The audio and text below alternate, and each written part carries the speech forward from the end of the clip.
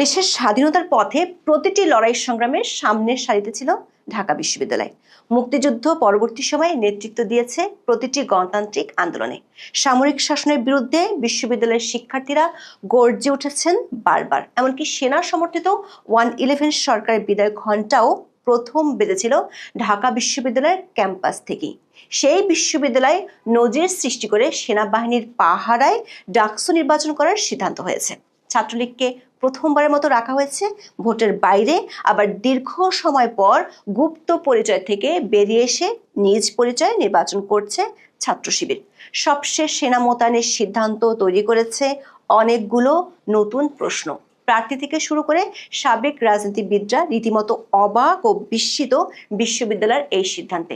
আবার প্রচারের প্রথম দিনই ঘটেছে অপ্রীতিকর ঘটনা। প্রশ্ন উঠেছে, দেশের গণতান্ত্রিক আন্দোলনের সূতিকাগার হিসেবে পরিচিত ঢাকা বিশ্ববিদ্যালয় তার ঐতিহ্য কতটা ধরে রাখতে পারছে তা নিয়ে তৈরি হয়েছে সংশয়। সেই সঙ্গে পরিবর্তিত সময়ে বিশ্ববিদ্যালয়ের চরম ভঙ্গুর নিরাপত্তা ইস্যুও সামনে এসেছে।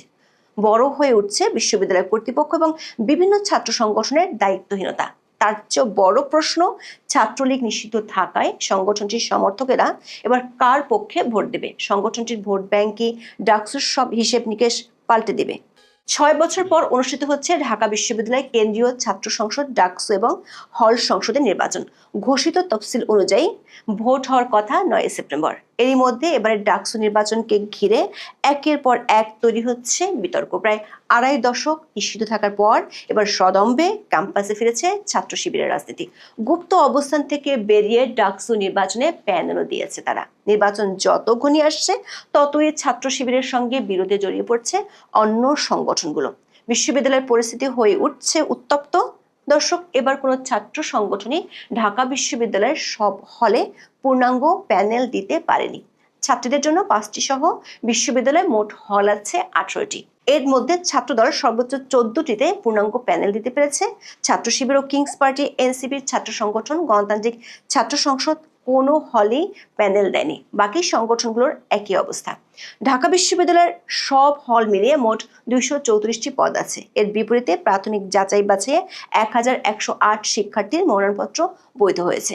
ছাত্র শিবির ঐক্যবদ্ধ শিক্ষার্থী জোট এবং গণতান্ত্রিক ছাত্র সংসদের বৈষম্য বিরোধী শিক্ষার্থী সংসদের নেতাদের দাবি, নির্বাচনী কৌশল হিসেবেই তারা হলে কোনো প্যানেল দেয়নি, তবে হলের প্রার্থীদের অনেককে তারা সমর্থন দিচ্ছেন।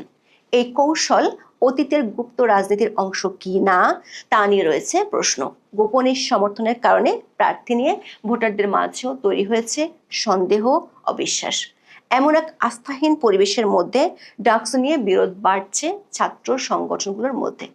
বিভিন্ন কারণে বিতর্কের কেন্দ্রে রয়েছে ছাত্র শিবির। ছাত্র শিবিরের সাবেক এক নেতা বিডি নিউজকে জানান, প্রতিষ্ঠার 2 বছরের মাথায় 1979 সালে সংগঠনটি প্রথমবার ডাকসু নির্বাচনে অংশ নেয়। সে সময় তাদের প্যানেলের নাম ছিল তাহির কাদের পরিষদ। এরপর থেকে প্রতিটি নির্বাচনে তারা অংশ নেন বলেও দাবি করেছেন তিনি। 1990 সালের নির্বাচনে তাদের অবস্থান ছিল তৃতীয়। তবে 1990 সালে বিশ্ববিদ্যালয় পরিবেশ পরিষদের সিদ্ধান্তে নিষিদ্ধ হওয়ার পর থেকে ছদ্মবেশী রাজনীতিকে বেছে নেয় শিবির। এরপর 2024 সালের 5ই আগস্ট আওয়ামী লীগ সরকারের পতনের পর নতুন প্রতাপে প্রকাশ্যে এসেছে তারা। দর্শক, ডাকসু নির্বাচনে ছাত্র শিবিরের সরাসরি প্রত্যাবর্তন ঘিরে ক্যাম্পাসে চলছে নানান মেরুকরণ। সেই সঙ্গে তৈরি হয়েছে বিভিন্ন বিতর্ক এবং অস্বস্তি। আত্মগোপন থেকে প্রকাশ্যে এসে ছাত্র শিবির সবচেয়ে বড় বিতর্ক তৈরি করে টিএসসিতে জুলাই অভ্যুত্থানের বর্ষপূর্তির কর্মসূচিতে। সেখানে 71-এর যুদ্ধাপরাধে মৃত্যুদণ্ডে দণ্ডিত নেতাদের ছবিকে হিরো হিসেবে প্রদর্শন করায় তৈরি হয় ব্যাপক ক্ষোভ। পরে সাধারণ শিক্ষার্থী ও বিভিন্ন সংগঠনের প্রতিবাদের মুখে সরানো হয় ছবি। এ সময় বিরোধিতাকারীদের উপর শিবিরকে চড়াও হতেও দেখা গেছে। গত বছর আগস্টের আগের 1.5 দশক ধরে ঢাকা বিশ্ববিদ্যালয় ছিল ছাত্রলীগের একক নিয়ন্ত্রণে। সে সময় শিবিরের অনেক নেতা ছাত্রলীগের ব্যানারই ছদ্মবেশে রাজনীতিতে ছিল। এরপর আওয়ামী লীগ সরকার পতনের পর আসল পরিচয়ে আত্মপ্রকাশ করতে দেখা যায় অনেককে। বলতে গেলে ক্যাম্পাসের সব হলের নিয়ন্ত্রণ এখন শিবিরের হাতে। হলের রাজনীতি বন্ধের দাবিতে বিভিন্ন সময়ে যারা মিছিল সমাবেশ করেছেন তারা শিবিরের মদতপুষ্ট বলেও আছে অভিযোগ। ডাকসু নির্বাচনে শিবিরের প্রার্থী হওয়া কয়েকজন অতীতে সরাসরি ছাত্রলীগের সঙ্গে যুক্ত ছিলেন। এমনকি শিবিরের জিএস প্রার্থী এস এম ফরহাদের নাম ছিল ছাত্রলীগের কমিটিতে। ক্যাম্পাসে শিবিরের প্রভাব নিয়ে উদ্বেগ বাড়ছে অন্য সংগঠনগুলোর। শিবিরের প্রতি বিশ্ববিদ্যালয় কর্তৃপক্ষের পক্ষপাতের অভিযোগ সরাসরি করতে দেখা গেছে ছাত্রদল এবং বাম সংগঠনকে। নির্বাচনের দিন যত এগিয়ে আসছে, ক্যাম্পাসে নিরাপত্তা নিয়ে বাড়ছে উদ্বেগ। নিরাপত্তার জন্য ডাকসু নির্বাচনের তারিখ পেছানো দরকার বলে মনে করছেন বেশিরভাগ হলের প্রভোস্ট। সে কথা তারা বিশ্ববিদ্যালয়ের উপাচার্যকে জানিয়েও দিয়েছেন। গত 22শে আগস্ট কয়েকটি হলের প্রভোস্ট তাদের উদ্বেগের কথা খোলাখুলি তুলে ধরেন উপাচার্যের কাছে। নির্বাচনের সবার লেভেল প্লেইং ফিল্ড নিয়ে উদ্বেগ জানিয়ে তারা নির্ধারিত তারিখে নির্বাচনের ব্যাপারেও সন্দেহ প্রকাশ করেন। বিডিনিউজ 24-কে একজন প্রভোস্ট বলেছেন, 5ই আগস্টের পর থেকে ছাত্র প্রতিনিধি হিসেবে যারা কাজ করেছে তারা মব ক্রিয়েট করে বিভিন্ন রকম হেনস্থার সঙ্গে জড়িত ছিল। তারা এসে বিভিন্ন প্যানেল থেকে নির্বাচন করছে। এতে বিভিন্ন সংগঠনের প্রার্থীদের ক্ষেত্রে প্রভাব ফেলছে, কেননা তারা নানা ক্ষেত্রে একক আধিপত্য বিস্তার করেছে। এর দুদিন পর উপাচার্য অধ্যাপক নিয়াজ আহমেদ সাংবাদিকদের জানান, নির্বাচনে বাধা পেলে সবাইকে ডেকে সবকিছু বলে দিবেন।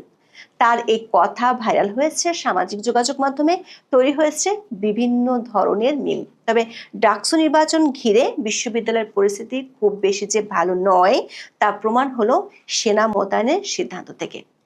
যে বিশ্ববিদ্যালয়ের জন্মলগ্ন থেকে সেনার শাসন অথবা সেনা হস্তক্ষেপের বিরুদ্ধে ছিল সোচ্চার, সেখানে এবার ভোট হবে সেনা পাহারায়। ডাকসু ও হল সংসদের প্রার্থীদের সঙ্গে 26শে আগস্ট কর্তৃপক্ষের সঙ্গে মতবিনিময় সভায় এমন নজিরবিহীন সিদ্ধান্ত হয়। কর্তৃপক্ষ যেসব নিরাপত্তা আয়োজনের কথা বলেছে তাতে মনে হতে পারে 9 সেপ্টেম্বর রীতিমতো যুদ্ধাবস্থার মধ্যে থাকবে ঢাকা বিশ্ববিদ্যালয়। ভোট কেন্দ্র ঘিরে থাকবে 3 স্তরের নিরাপত্তা ব্যবস্থা। প্রথম স্তর সামাল দেবেন বিশ্ববিদ্যালয়ের বিএনসিসি ও প্রক্টোরিয়াল টিমের সদস্যরা। দ্বিতীয় স্তরে থাকবে পুলিশ। সবশেষে তৃতীয় স্তরে বিশ্ববিদ্যালয়ের 7টি প্রবেশ মুখে স্ট্রাইকিং ফোর্স হিসেবে অবস্থান নেবে সেনাবাহিনী। ঢাকা মহানগর পুলিশও চলছে সাজ রব আয়োজন। ডিএমপি জানায়, রিটার্নিং কর্মকর্তাদের নির্দেশনা অনুযায়ী পুলিশ বাহিনী দায়িত্ব পালন করবে। ইতিমধ্যে নিয়োজিত করা হয়েছে টহল টিম। ডাকসু নির্বাচনে সেনা মোতায়েনের ঘোষণায় ব্যাপক প্রতিক্রিয়া তৈরি হয়েছে।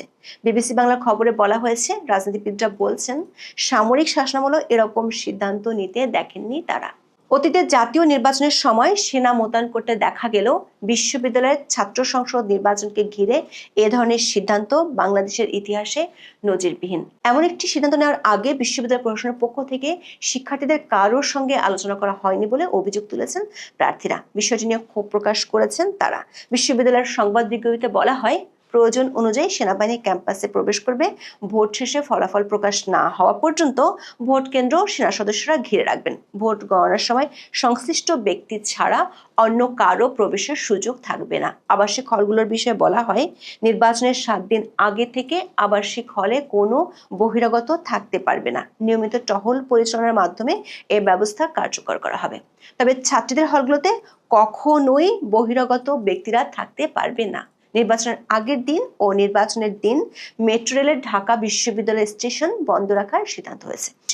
দর্শক, সরকার নিষিদ্ধ করায় ছাত্রলীগ এবারে নির্বাচনে নেই। তাই এবারে ডাকসু নির্বাচনে প্রার্থী ও প্যানেলগুলোর মধ্যে জোর আলোচনা চলছে ছাত্রলীগের সমর্থকদের ভোট কার ব্যাংকে পড়বে। যার দিকে পড়বে ফলাফলও তার দিকে ঘুরে যেতে পারে, এমনটা মনে করেন অনেক প্রার্থী।